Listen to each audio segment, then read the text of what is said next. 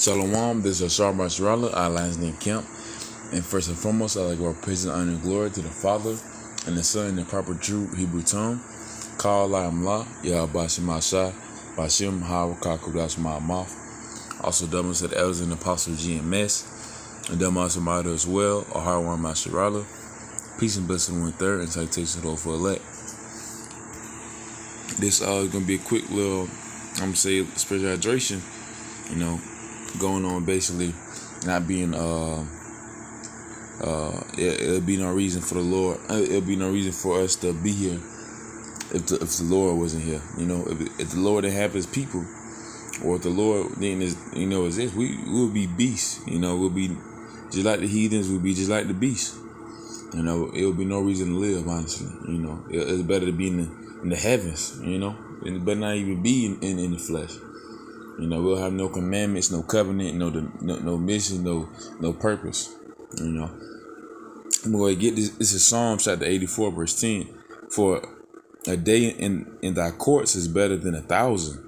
I'd rather be a doorkeeper in the house of my God than to dwell in the tents of wickedness. So I rather be in the fourth dimension in the spirit world, being at rest than being down here and dwelling in wickedness. But of course, now it is not so.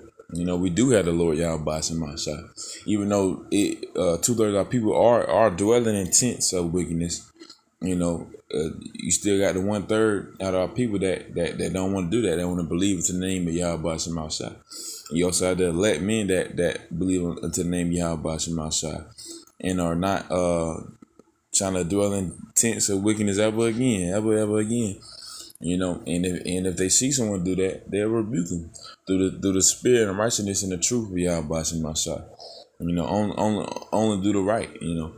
But ultimately, yeah, it'll be better to be with the Most High in the spiritual realm and be at rest forever than live thousands, or especially if you was live as long as they did in the days of old. There'd be no reason to live that long at all. You would rather want to be a unborn baby, in the womb, still at rest, or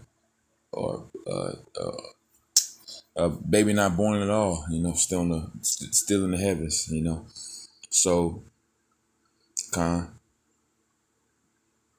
this is going again to the world, to the world. The world is wicked and stupid and it's foolishness to the Most High. I'm gonna get it real quick. 1 Corinthians chapter 1, verse 25.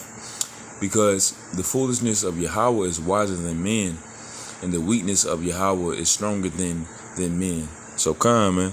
The weakest point of the Most High is 10,000 times stronger than any man in his realm. So yeah, man. The foolishness of Yahweh is wiser than men, man. Imagine that. And that's the power of the Most High. Even his foolishness is wiser than us. Because that's how he set it up. He's the Almighty. He's the Most High. He has a throne in the middle of the Shemayim, sitting on nothing. He made it out of nothing. He can build all rocks to praise his holy name. But he chose us. He chose the so-called Negroes, Latino, Native Americans, and the speckled birds. The children of Israel, the 12 tribes of Israel. He chose us to do the work of in the will of Yahweh Shemashah. He didn't choose the heathens. He didn't choose beasts. He didn't choose nothing else. He chose our especially the men of Israel to go out on the highways and byways and preach and teach. And hopefully find a brother, a sister, or child that want to believe in the name of Yahweh Shemashah as well. That's why we're here. And without the Most High, we would have nothing, and we would be foolish beasts, brute animals, and this the power of the Most High. His foolishness is more wise than us, and his weakness is stronger than anything in the universe. So, hey, this is James chapter 2, verse 26. For as the body without the spirit is dead, So faith without works is dead also. And I'm more going into the body without the spirit, and ultimately the body without the spirit is of course dead. If you have no spirit, if you don't have no will, you don't have anything. That's how we're able to move. Our brain and our spine, and our blood vessel, all that can control our motor vessels and our respiratory system and our cardiovascular system, all that stuff. But ultimately, it's the spirit that allows that in the first place. Your spirit move your brain, and your brain move your body. So that's how that works. Because when you have your spirit in your body, you have the soul. So that's just your spirit telling your body to move ultimately.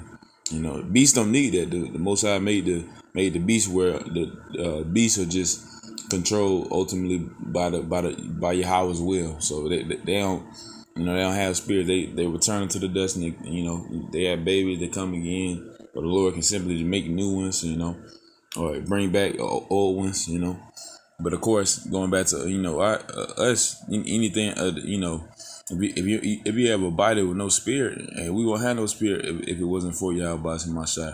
And if Most High wasn't the Most High didn't exist. If he wasn't present, anything going in those lines, we would be dead. We would be beasts. And probably, of course, we wouldn't even be here. That'd be the simple fact. But the thing is, it'll be no reason to be here, even if it was. Because you need the Most High. You need him for everything. Every simple thing you need it for everything. Honestly, this is 1 John chapter 5 verse 12. He that hath the Son hath life, and he that hath not the Son of Yahweh hath not life. So, ultimately, you need the Spirit of Yahweh by Shemashai. You need the Most High, because if you don't have it, you don't have no life in you. You don't have no spirit. You may have a body, but that will be you'll be just like the beast. Beasts have bodies that they eat, just like a dog. It eats its own vomit.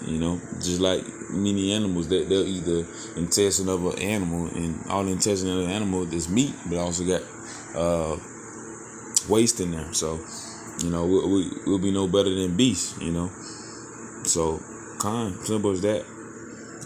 That was a lesson. Ultimately, if the Most High wasn't present, we wouldn't have no type of life in us. We would be dead.